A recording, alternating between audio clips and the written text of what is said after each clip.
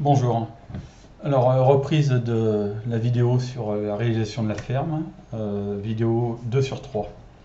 Donc, dans cette vidéo, je vais vous expliquer comment je procède pour réaliser l'assemblage. Mais tout d'abord, j'attire votre attention sur la texture des pièces de bois. Dans la première vidéo, elles étaient blanches. Là, ici, nous avons une texture photo de sapin épicéa. Alors, je vais vous expliquer dans quel but j'ai mis ces textures. Bon, bien sûr, il y a l'aspect esthétique qui est un peu plus sympa que les boîtes blanches, mais il y a une autre raison. Alors, par exemple, je vais aller dans élévation repère horizontale et je vais prendre une pièce de bois ici qui sera la semelle, parce que là, vous avez pu remarquer que je n'avais pas de semelle. Donc, je vais la placer à l'axe ici, la remonter. Là, je vais l'avancer de 100 par rapport à la semelle. Et par rapport au mur,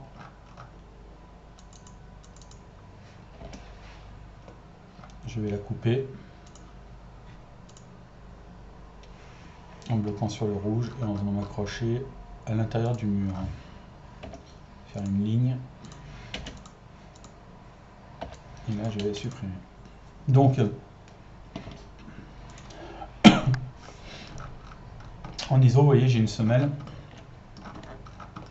avec bien sûr la jambe de force, l'assemblage de ici l'arasement, ici se situe l'arasement entre les deux.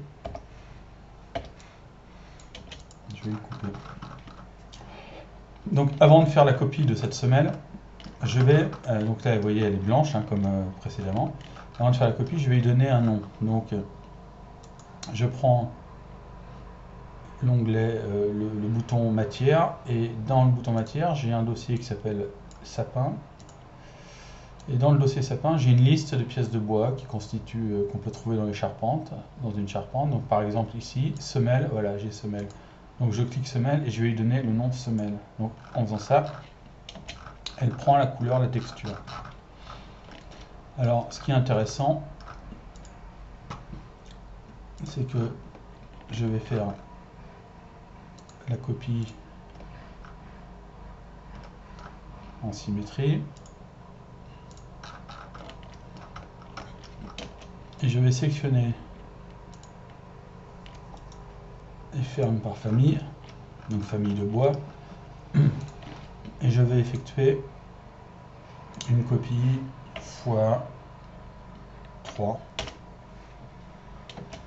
Donc là évidemment j'ai quand même, je tombe un peu dans le mur, je vais rallonger un petit peu les dalles, voilà. Alors l'intérêt d'avoir donné un nom à chacune des pièces de bois, comme ça a été fait ici, c'est que par exemple si je sélectionne l'arbat et le chevron, et que je fais clic droit sélectionner par matière, donc en fait par nom, ici, tous les arbats et tous les chevrons sélectionnent. Donc si je veux les cacher, je les cache et il me reste que les autres assemblages, hein, que les autres pièces de bois.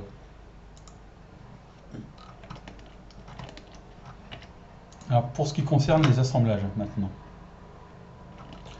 ce sont des composants. Donc je vais travailler sur une ferme. Pardon. Les assemblages vont se répercuter sur les autres fermes. Alors tout d'abord, nous allons procéder au moisement du poinçon. Donc je vais prendre outils, ajuster et conserver, sélectionner le groupe ou composant qui coupe. Donc là il s'agit de ça. Celui qui va être coupé, ça va être celui-ci. Je recommence ici et là je recommence là. Avec le même outil, celui qui coupe, c'est celui-ci, il va couper ici. Celui qui coupe ici, il va couper là. Et là, pour les assemblages, je pense en avoir terminé. Si j'actionne ici, je vois que là j'ai des moisements qui sont faits. Là, j'ai le moisement qui est fait aussi. Mais là, le moisement a été fait de l'épaisseur totale de l'entrée. Or, il y a un moisement aussi dans l'entrée de 15 mm. Donc ici, je vais déplacer de 15 mm. Et je vais faire copier en symétrie, miroir, ici, ici et là. Effacer les sélections, non. Donc là, comme ceci. Voilà, j'ai l'assemblage. Donc forcément, maintenant, comme j'ai déplacé de 15 mm, ici, je vais faire outils, ajuster, celui qui coupe celui-là, hop, c'est là. Et là, outils, ajuster, celui qui coupe est là, et là, ici. Donc là, maintenant, je me retrouve avec mon moisement qui est fait, et qui a une valeur de 15 mm, comme le moisement de l'arbalétrier. Alors pour les moisements, c'est fait, reste le pied ici. Donc le pied, je vais faire une ligne qui part d'ici et qui va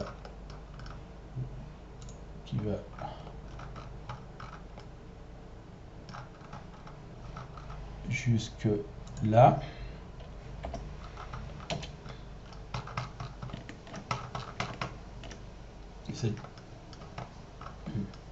Oui, je croyais l'avoir faite, a priori je ne l'ai pas faite.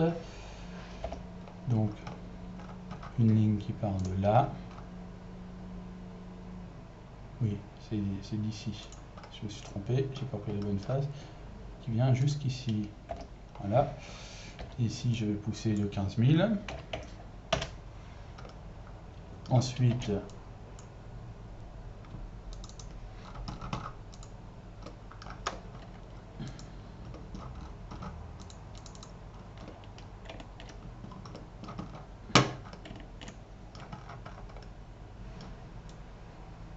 cette partie-là,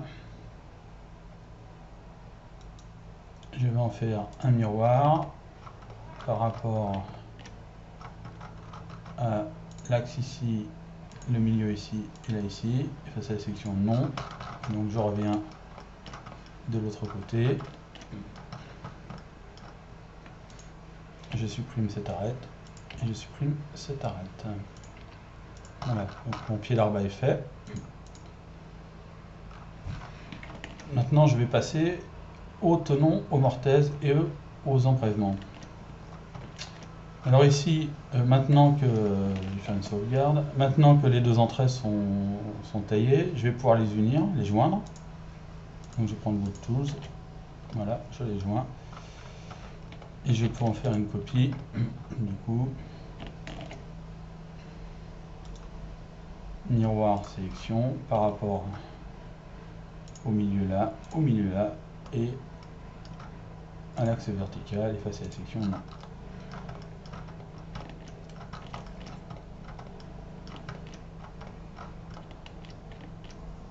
Celui que je viens de réaliser, je vais le copier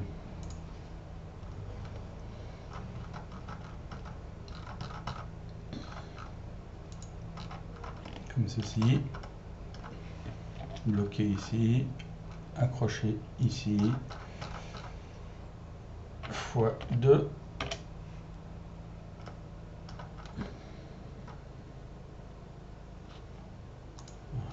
Je reviens en arrière, je me mets ici, je bloque ici, je le copie là, fois 2. En fait, je vais faire x3. La dernière ferme n'a pas d'entrée, ce n'est pas grave. Pour ce qui concerne les assemblages, je vais prendre un arbalétrier, je vais isoler, et je vais me mettre face à la ligne d'intersection, la ligne à la vue. Je vais aller dans les composants charpente, assemblage, et là je vais aller chercher un tenon avec un embrèvement en about. Celui-ci se colle sur la face de devant, j'ai bougé sur la face de devant. Je me mets en transparence, je le sélectionne comme il est trop long, et je vais aller chercher l'arête de derrière que je vais aligner sur la boue.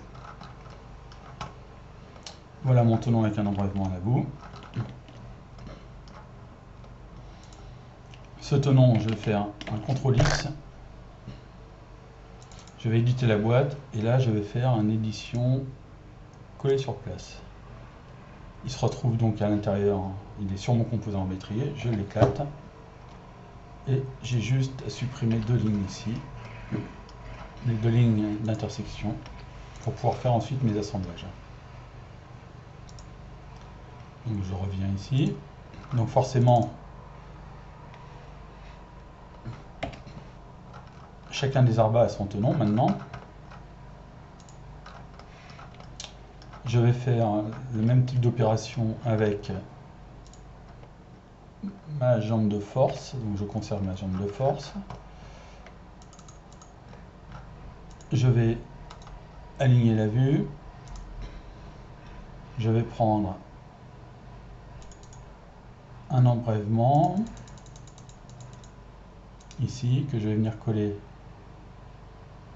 comme ceci. Alors là il est à l'envers, donc je vais lui faire, je vais me mettre sur cette face là, je vais lui faire une rotation ici comme ça, vous voyez. Donc ici, là je vais l'allonger au contraire du tenon que j'avais rétréci pour l'amener ici en avant. Donc là ici mon tenon il est à l'intérieur, mon embrayement est à l'intérieur, je vais l'éclater et là je vais enlever cette ligne là, qui est la face d'intersection entre la jambe de force et l'arba et cette ligne là. Donc de la même façon, chacune de mes jambes de force a son embrayement. Donc je vais faire l'embrayement dans l'arbalétrier. Donc toujours le même outil, ajuster, conserver. Celui qui reste, qui garde, c'est celui-là. Et là, et voilà. Et là donc, vous voyez, la propriété c'est que je le fais sur un et tous les autres embrayements sont effectués. Alors pour les assemblages, je vais faire aussi ajuster ici et là et ici. Donc les mortaises avec les embrayements sont réalisés dans le poinçon. Avant de terminer, juste un petit usinage sympathique avec